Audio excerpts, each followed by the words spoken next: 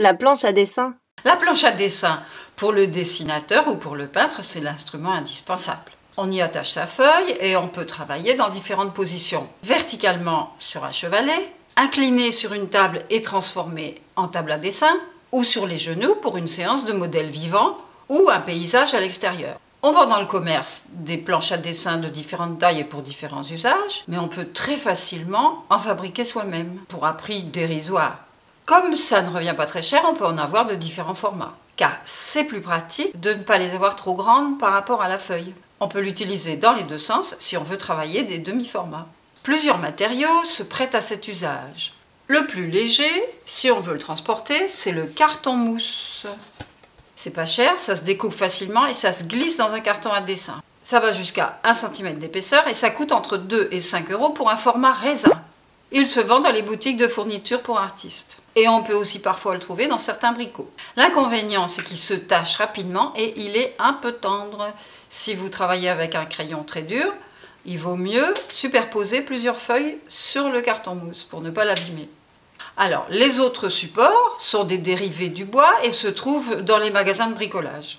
Ils existent en plusieurs épaisseurs. L'aggloméré est lisse, surtout sous sa forme mélaminée, mais il est très lourd et ça peut convenir que dans des petites dimensions. Il demande aussi à être poncé sur les champs.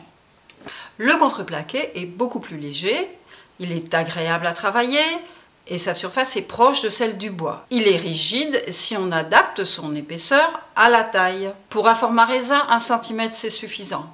Par contre, il demande à être soigneusement poncé sur les deux faces, et surtout sur les champs si vous ne voulez pas avoir des échardes. Le médium ou MDF convient aussi très bien pour les planches à dessin. Il est très lisse et beaucoup plus léger que l'aggloméré. Il existe en plusieurs épaisseurs. Il ne demande pas de préparation spéciale. Les conseils de Nani. Récupérez les cartons des blocs à dessin. Ce sont d'excellentes planches bien rigides. Un peu à la fois, vous en aurez de toutes les tailles et c'est ce qu'il faut. Si on veut une planche à dessin de très grand format, ne prenez pas une épaisseur importante. Sinon, votre planche va être impossible à manœuvrer, elle sera trop lourde. Préférez une fine épaisseur et montez-la sur un châssis en bois, comme ça.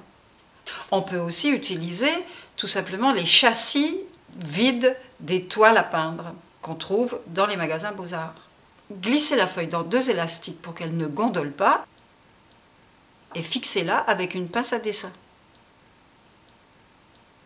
C'est tout pour aujourd'hui.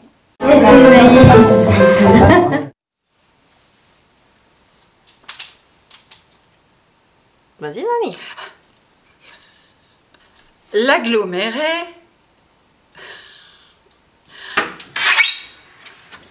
oublié.